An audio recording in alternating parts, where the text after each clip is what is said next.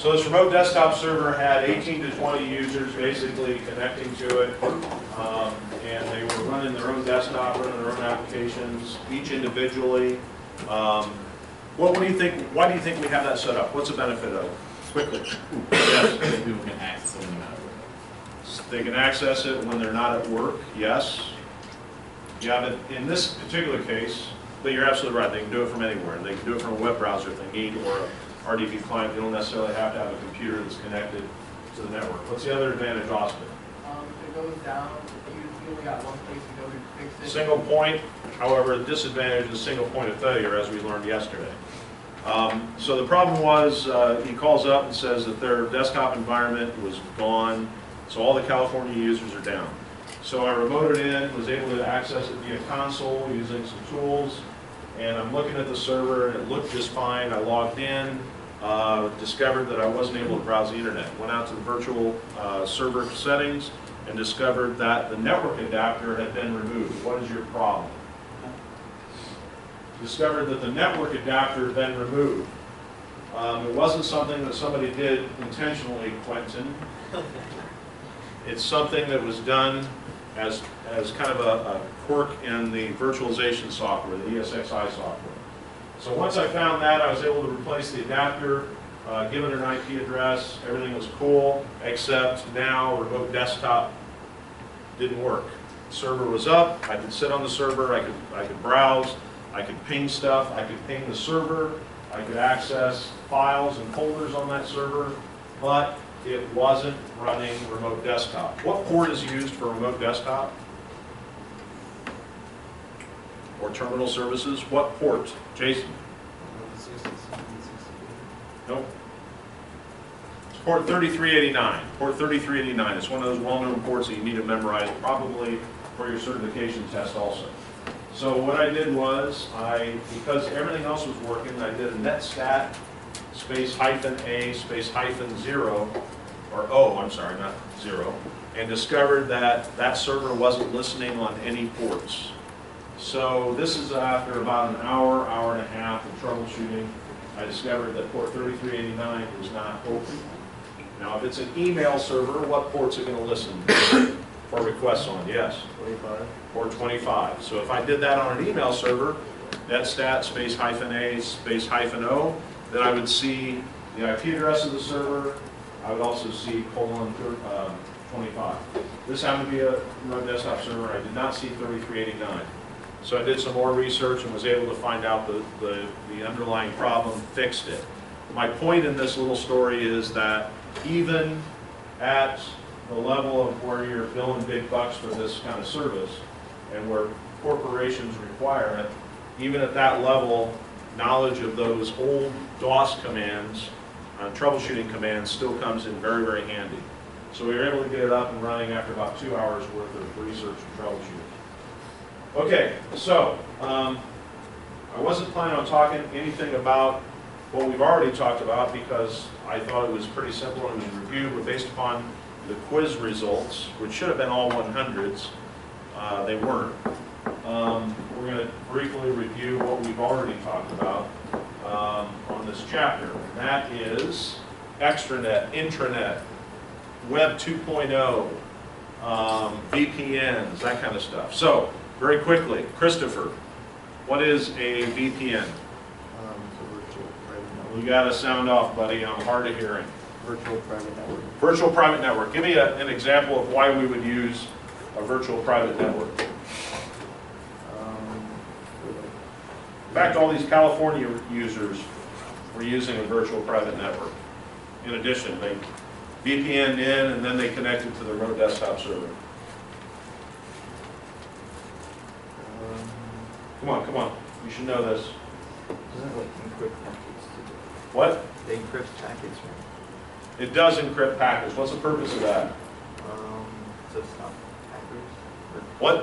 like make it like a security thing. It is absolutely that. And can anyone add more to that? Austin, yes. So you can get around blocked websites.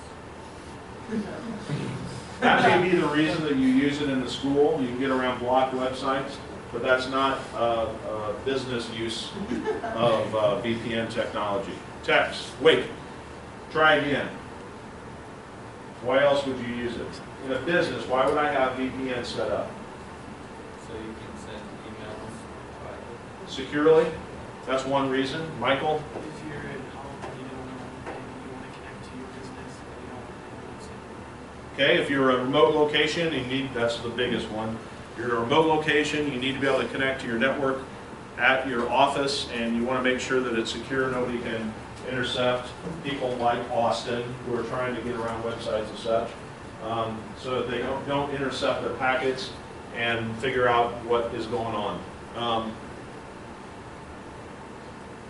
right, let's just leave it at that. I'll come back to the other idea. Okay, what types of tunneling protocols do we use to create these VPNs? Austin Howell.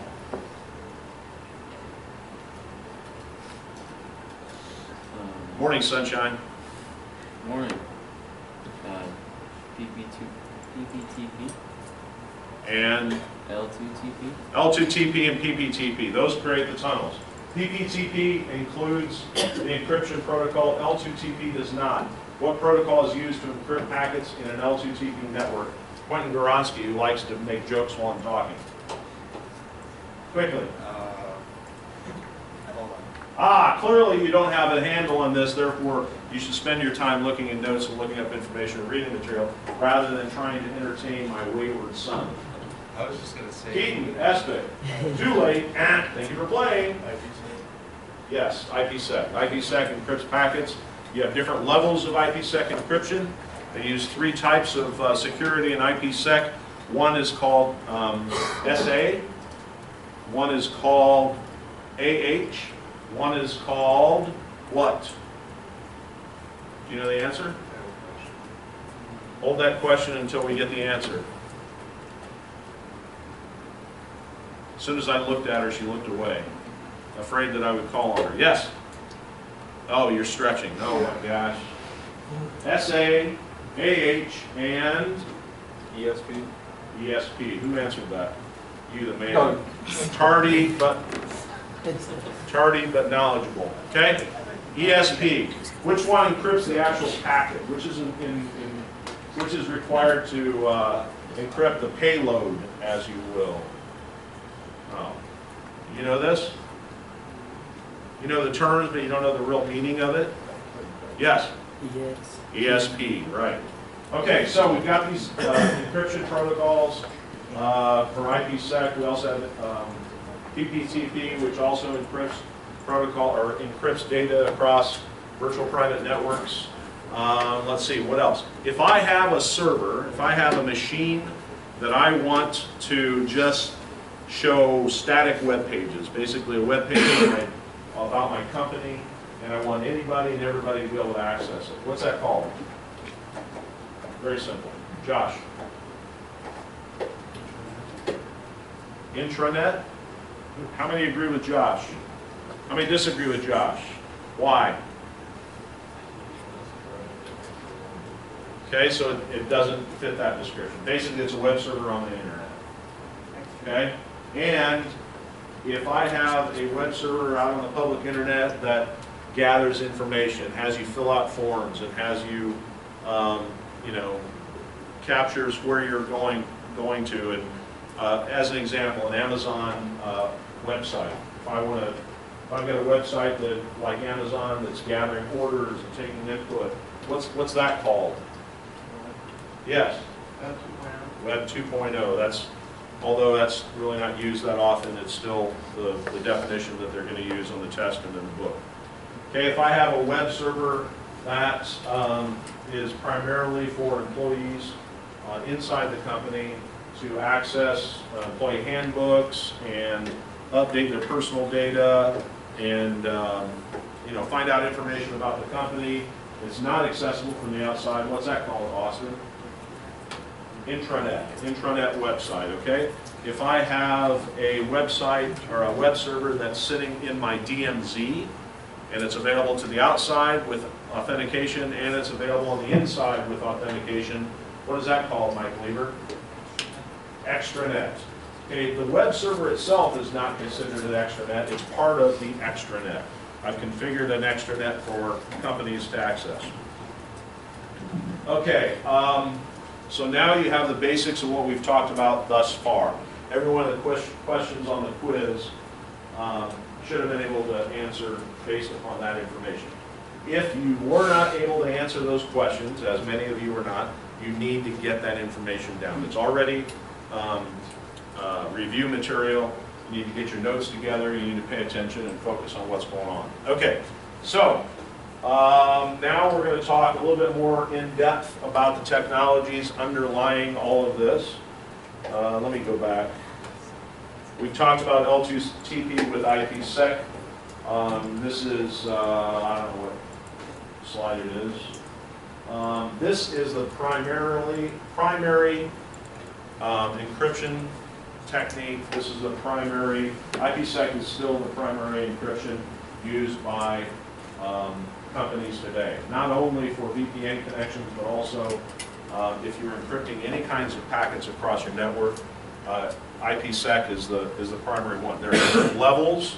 You can have different types of encryption. You can have 128-bit encryption, 64-bit encryption, so on and so forth, but this is it.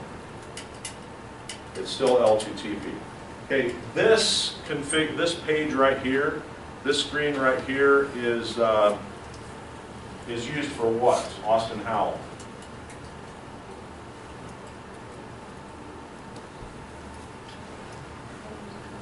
I was just reaching for the football. So, what's the answer? You know why? Because you were sleeping. You know why you were sleeping? Because I'm essentially a boring lecturer. Austin, Janice. But I don't care. Pay attention. Oh, that's for your VPN stuff. On what kind of server? On a remote access. I'm trying to describe it. No. What's the utility that we use here? Yes. You know why you're able to answer that? Because you can read. Routing Remote Access Server Wizard. Okay? It's up on the slide. If you can't see that, then you should be following along on the slides that we have in the lecture and keeping all your notes in that special section that most of you didn't create, even though I suggested it to you, called lecture notes. For lesson 8. Why are you still talking? That's what I thought. Didn't have a good answer. Okay, so if I want to set up a VPN, there are a couple different ways of doing it. One, if I'm using a Windows 2008 R2 server, a Windows 2012 R2 server, I can load the role of RRAS and make that physical computer an RRAS server. Every one of the computers in here has the potential to be an RRAS server. Why would I want to make a computer like these an RRAS server? Give me a business use for that. Tex. If you have this computer set up as an RRAS server, if this computer is anywhere hooked to a wired connection, you can use it as I don't want to say not really a proxy, but as a web server we go through. You can have encryption software like this so that you can either dual layer encryption or you can have this sent off to a different provider. Okay, you're throwing out a lot of terms that aren't necessarily accurate, but I think you understand the basic concept. If I have that machine right there and I want to make it an RRAS server, the reasons that I would want to make it an RRAS server. Give me one, Frank. Why would I want to make it an RRAS server? Think. In this classroom, what would be a good reason to make, what would I be able to do if I made your computer an RRAS server?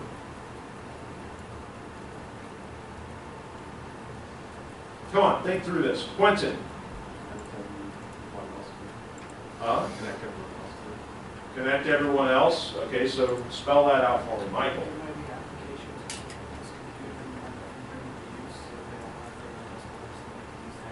That would be remote desktop, not RRAS. RRAS. Josh. Along the lines of what Q said. Come on, guys, think. Yes. It does encrypt, so give me an application. Give me an app. We're learning about all kinds of different techniques. We're learning about all kinds of different features and functions and capabilities of equipment. Your job is to figure out how can I use it? What would I use it for? Okay?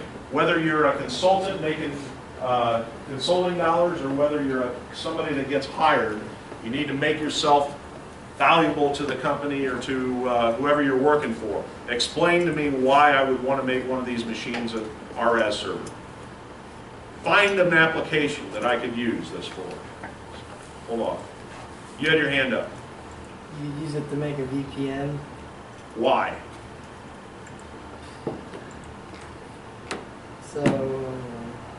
So what? I can make a VPN. Woohoo! Isn't that The nice? VPNs are so cool, why wouldn't you want one? So, because they're cool. Why? Could you use it to, like, if we didn't use OneNote, so a notes application that we could access? Now we're talking. Nice. Mr. Tardy, Mr. Whatever, has actually come up with the first legitimate answer in this class, okay? Think about the applications, folks. Don't just think about the technology and how to make it work. That's boring, okay? You have to have a background, yes, but what you have to understand is how to apply that knowledge and that background. And if one of the examples is, I've got a server out here that's got all the data you guys need to be able to pass every test you ever had, okay?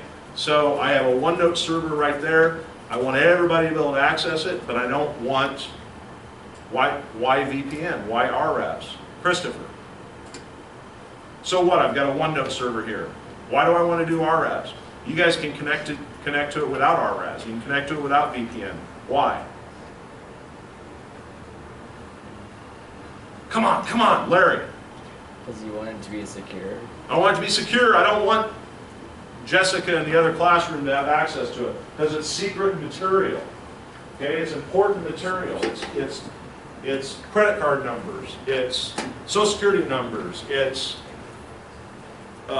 information that is going to make my company make a lot of money and that company over there not make a lot of money.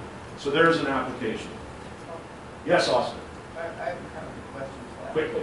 If you were to use like your own computer for it, wouldn't you save money because you're not having to pay for some of these VPN service? There's another reason. Okay, that wasn't a question. You're absolutely right.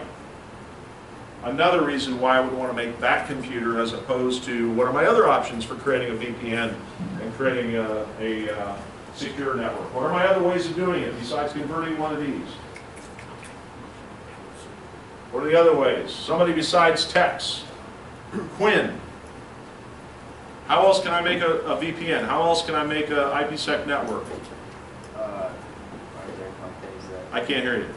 aren't there companies that give you like a VPN to use? You can buy the equipment from you can buy the service from somebody, they'll bring their equipment in. What's another option?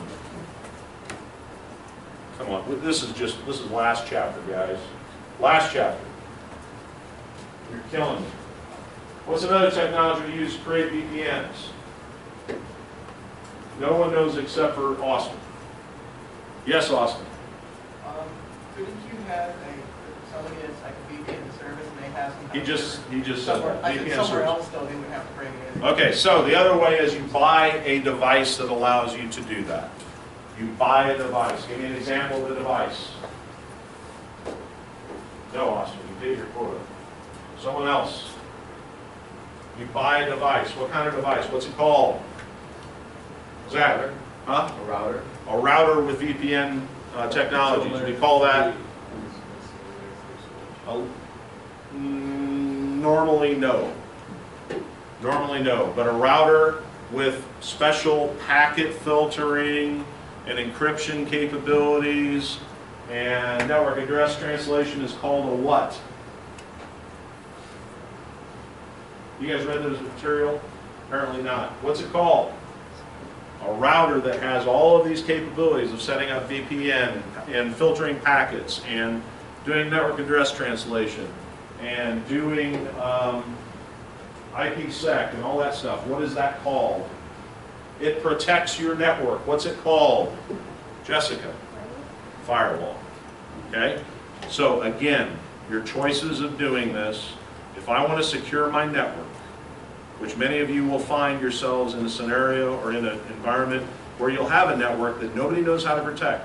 I know this sounds very simple and I know it sounds very obvious, but I'm telling you that's why I've been teaching this friggin' class for 14 years, is because people don't recognize that. They're stupid about technology. You are not stupid if you pay attention and you can answer these kinds of questions, and you can make a good living doing this, helping people protect their stuff. Okay? That's why you want to pay attention to this. So, one way, you take a box, a Windows box, Windows 7 on up, could all function as an RRAS server. If I want to protect this network, I've got this network of, how many people have parents who own their own business? Raise your hand, quickly. Okay, what kind of business? Restaurant. You have a restaurant. Did we go through this already? Okay, she has a restaurant. What kind of information do you get in a restaurant? Just Wi-Fi. Huh? Pretty much just Wi-Fi. We're talking about computers. Pretty much just Wi-Fi. Okay, so you offer Wi-Fi services. Makes sense? Most of you go to coffee shops or restaurants, pull up your little phones and access their Wi-Fi. Why? Why do you do that? Why don't you just use your network, your data? Okay, why do you access somebody at Cole? It's free. It's free. You don't have to use your data plan. Why do you turn on your phone, go into a restaurant, and access their network? Okay, it's a service that they offer. Okay, but what else? Other information you gather on that network? Do you have a register, point of sale system, or is everything handwritten? Okay, if you had a register, what kind of information would you gather? Well, no, let's back up. Do you accept credit cards? Yes. Okay, so how do you take those credit cards? It's on a machine. Ah, it's on a machine. Yes. Computer? It's just on a little. It's a computer, right? Yeah. And that's connected to something, right? Yeah. Across your internet connection. Now let me think about this. If I have that computer and I take it in and I access your Wi-Fi network, I'm accessing the internet. That little machine over here that's taking credit card information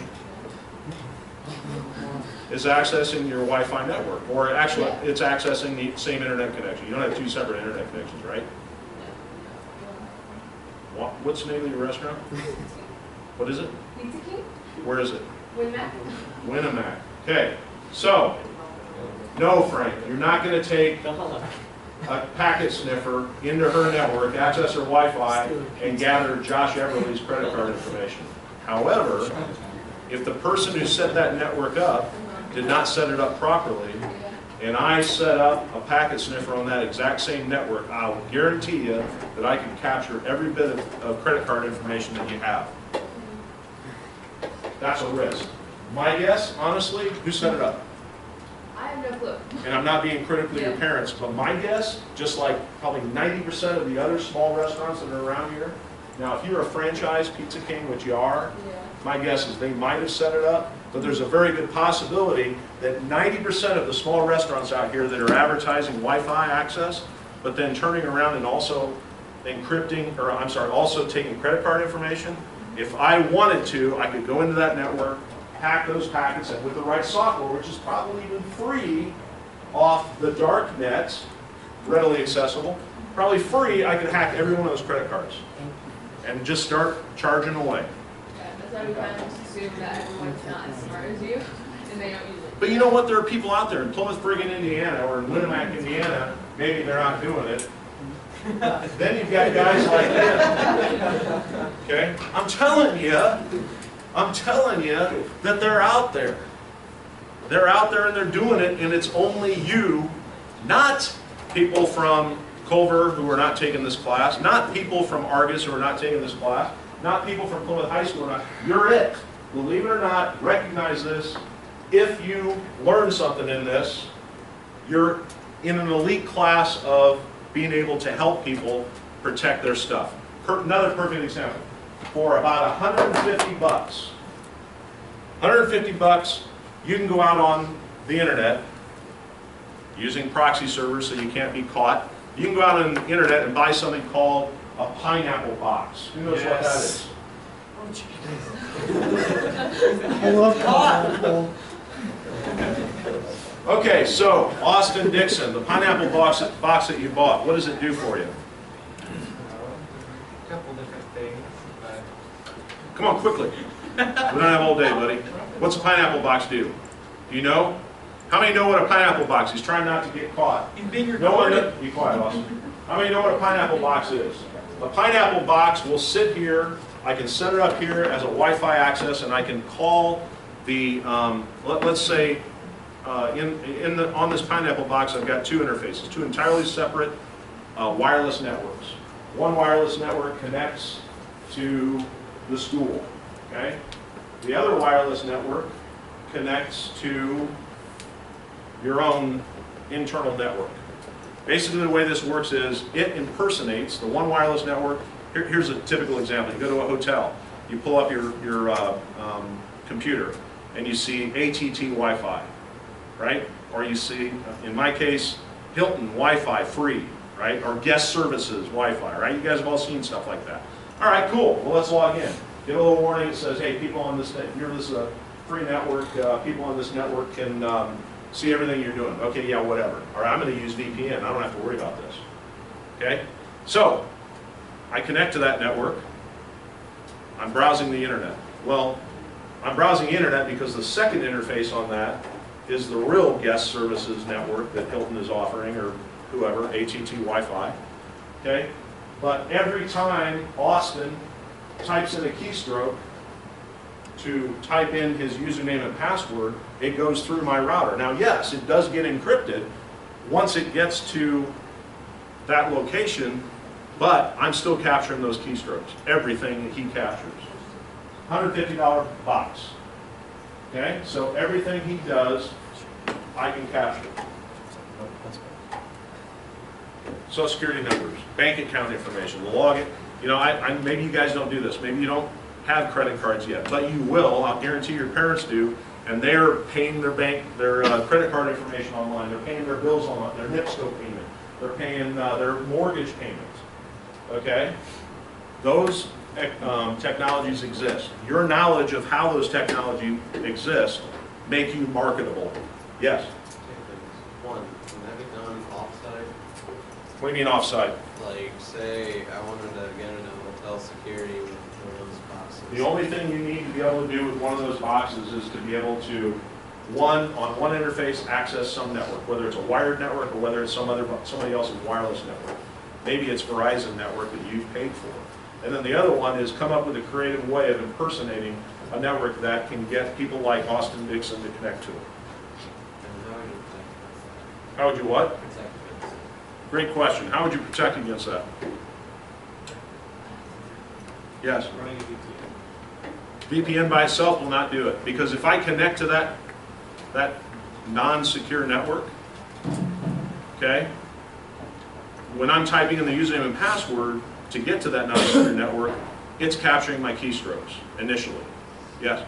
Now, when it goes across the internet, it's not being encrypted, but this little wireless access point is capturing everything. Yes. Just don't go to unsecured networks. That's number one. Okay? That is absolutely the number one. You make sure that the network you're connecting to, seems simple, right? Seems obvious, but I'll guarantee you, that 90% of your parents or relatives or people who, they don't have to be business owners, they don't have to have lots of money, right? Those are the ones that are taking care of that stuff, but they're still accessing their bank account information, they're still accessing their mortgage information, they're still paying their NIPSCO bill because they forgot it at home. They're still accessing networks that are at hotels or in coffee shops, at Starbucks, whatever it is, that look like a legitimate network, but they don't. Now, why am I telling you this? Because, again, your knowledge of this puts you far and away above the rest of the people out there. They need to be told these things. I'm going through there's a new service that we offer that I signed up for, paid for, that is, anybody ever heard of Kevin Mitnick besides Michael? Kevin Mitnick, M-I-T-N-I-C-K. Okay, here's homework for Thursday. I want a one-paragraph bio on Kevin Mitnick. Okay, a one-paragraph biography on Kevin Mitnick for Thursday. Turned in sometime before 8 a.m. Thursday morning. Okay, after you discover who he is, you're going to find out he is the world's most well-known, renowned hacker, and he at one time made millions and millions of dollars hacking into people's networks. So anyway, Kevin Mitnick bought into this company called KnowBe4, and KnowBe4 will do this. It will, let's back up. What is one of the most common ways of getting people to give you information that is, what is one of the most common ways of spreading malware? Give me one way, yes. Email, like what in email specifically? Try this one. Don't talk. What? If I get an email and I've got malware in it, how is it, if I send you that email, how are you actually going to install it on your system? Clicking on the what? Clicking on the link on the email. Okay? What's that called when you send a fake email and it has links that install malware? Phishing. Phishing. P-H-I-S-H-I-N-G. Okay? What's another way? So a link. Yes? An attachment to an email. Okay? An attachment to the email. What's another way? Well, actually, it kind of covers under that. Yes? Is it possible to get malware on If it is embedded where? Text? Those like sidebar things. Try this one free trick. Yeah, on websites, those advertisements on the right side, you see one. Look at these hot women, right? That's Hot what women Jordan in goes your to. area. Look at these hot men, the ones that, well, never mind. I won't. Okay, or top 10 ways to save money on your taxes. Right now, that's a good one. You click on that link, it takes you to a website that looks perfectly legitimate, and while you're clicking on that link, it's embedding malware on your computer. What kinds of malware? What's malware going to do? Some of you are, Larry, what's malware going to do? It's going to... Give me some examples, quickly. You guys should know this cold. You don't know what malware does? No, it captures packets. Captures packets, one thing. What else? Me? No. Dustin. What's malware do? Yeah. Like a keylogger? Keylogger. What's a keylogger? Somebody describe a keylogger. Uh-huh. What's keylogger? Quickly. How many know what a keylogger is? Raise your hand. Austin Howe, what's keylogger? Well, I assume it logs your keystroke. Every keystroke, every friggin' keystroke in a log file that gets sent somewhere, or it stays on your computer and you go access it. What else can malware do? Taylor?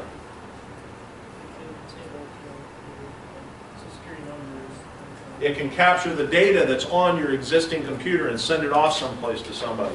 What else, Austin? One time I had this malware. I don't want to hear a story. What else can it It do? deleted everything off my computer. Deleted files. It probably did not delete those files. It probably hid those files.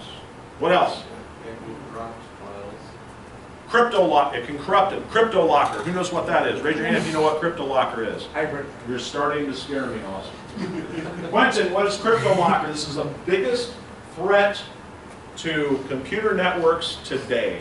The number one threat to computer networks today is CryptoLocker and all the variations of CryptoLocker. Yes, Q. Doesn't it like take a file and encrypt it in its own way to where you can access it? Okay, the link, yes, you're right. They encrypt the file so you can't access it, and then they will send you something asking for a certain amount of money, and you get the file back. Completely untraceable. It'll install malware on your computer. It'll encrypt all the data that's not only on your computer, but also on the file shares out on the network that you have access to. What's a file share? Cole?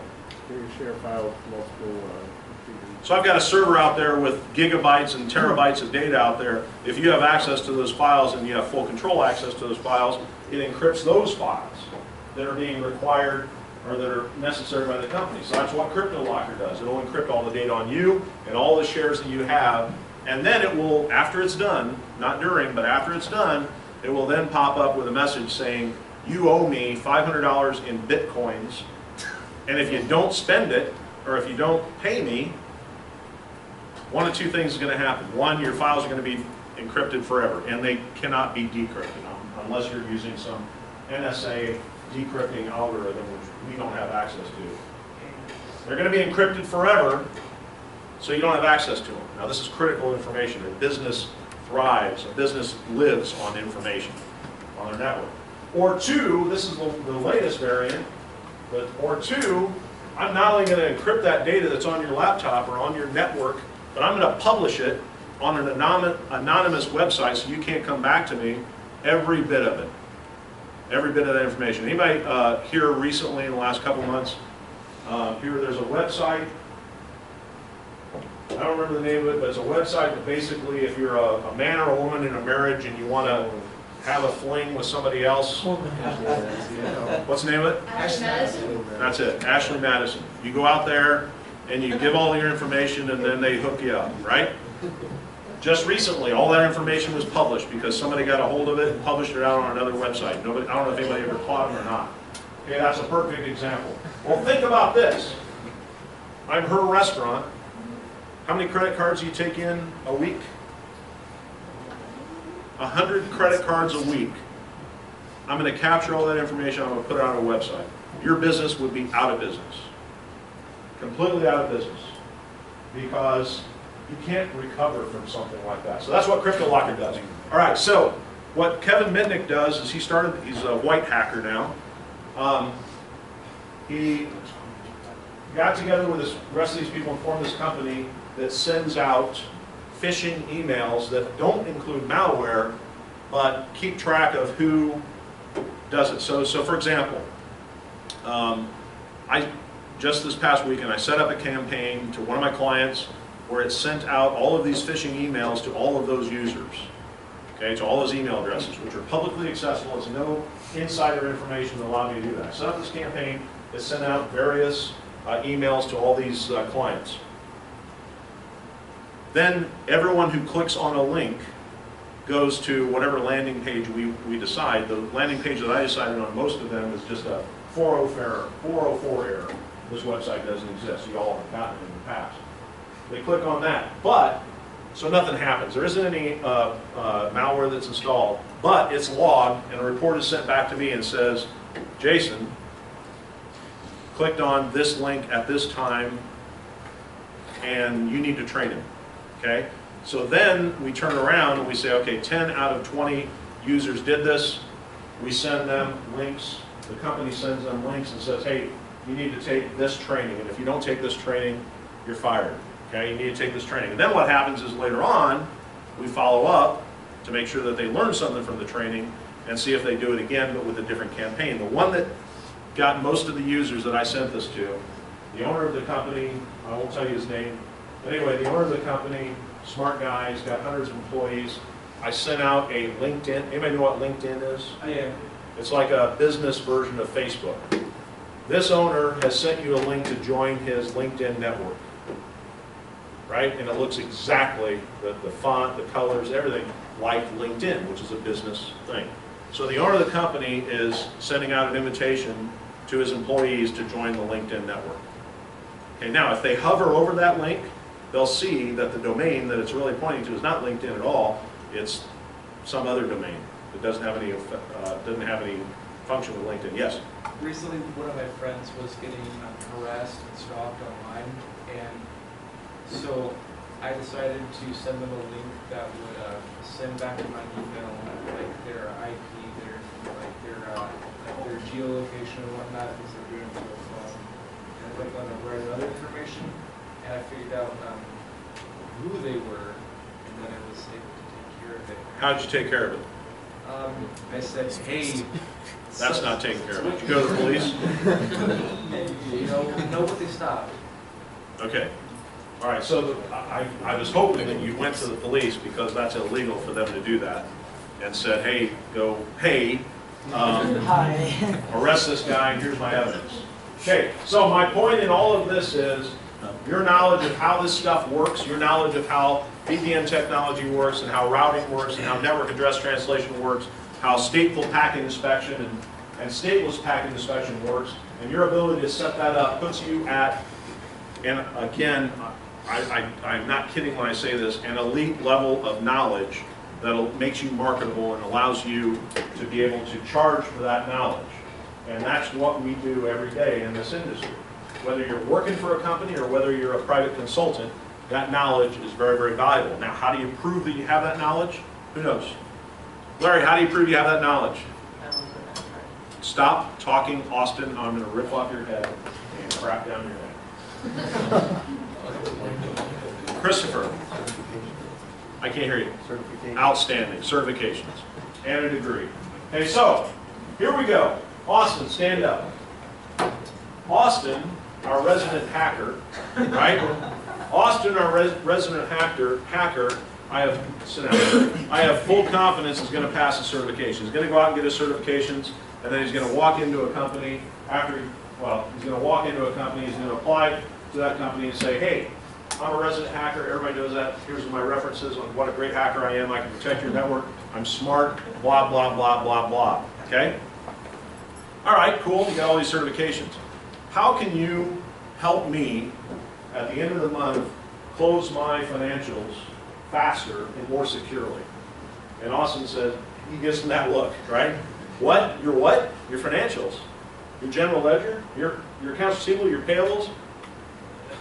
Well, I don't know what that is, but I'm smart. I can hack into anything you got. Well, that doesn't help me. You need to understand how I do business before you can help me. You need to understand those concepts of basic accounting before you can help me. Whoop-de-doo, you're a hacker, okay?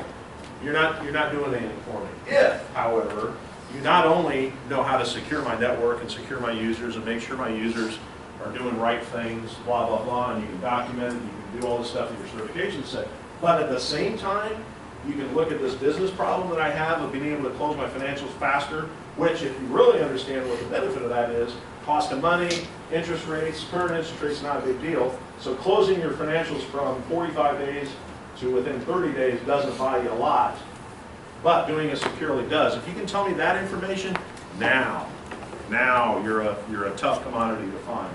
Now you're of some real value, okay? So, the moral of the story, boys and girls, is it's not only the certification side of it, that's the easy stuff. Simple econ class in college, or simple one or two accounting classes, personal finance, macroeconomics, microeconomics. Those, believe it or not, they sound complicated, but they're not. Easy classes to take that kind of round out your education. An MBA, if you're really bored and decide to be a professional student. Okay? Those are the kinds of credentials that will really get you jobs in the IT world and make you high paying. Certifications, absolutely. Critical. Got to do it. But if you supplement those with some business background, you're on the ball. You've got it. All right, I want to show you something. Instead of going through the slides, I'm going to show you kind of a real scenario and some of the technologies that we're talking about. Actually, it's on this one. How much time before the bell rings? A little over 10 minutes. Say again, over? Over 10 minutes. Okay. Yeah.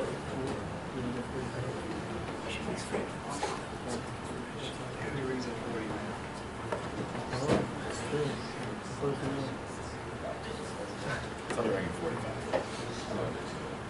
Yeah, pretty sure. Pretty sure it's a little over 10 minutes now. Just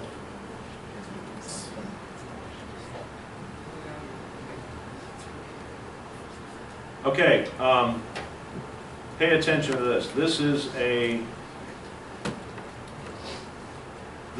firewall that I configured yesterday for a client of mine. Okay?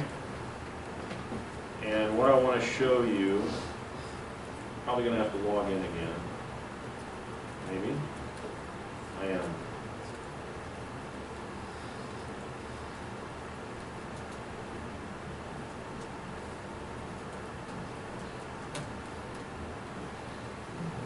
All right, so here's some of the technologies that we've talked about already. First of all, this is a firewall. What's another name for this firewall? Router? Yep, absolutely. Notice it has a WAN interface, which stands for what, Christopher? Wide Area Network. It has a LAN interface. Stands for what, Jason? Local Area Network, right? It has an IP address. It has actually two IP addresses because it's a router. It has to have at least two interfaces. It has a subnet mask, right? And another subnet mask. If we dig a little bit deeper, we'll find out that this is actually the gateway. 10.0.0.1 is the gateway, default gateway for every workstation that's on this network. We've got approximately 50 workstations on this network. If I configure any of these interfaces, I've got an IP address, subnet mask, default gateway. Why don't I have a default gateway in this LAN interface? I thought all of them had to have a default gateway. Why don't we have a default gateway on this interface? Yes? It's not, because the WAN connection is its default gateway, which we've covered in previous IP assignments. Okay? These other interfaces don't have any bearing. They're not connected. No link. Okay? Look at this. Gigabit, full duplex. Sound familiar? Gigabit Yes. connection, right? Gigabit, full duplex, a fast internet connection. All right, if I wanted to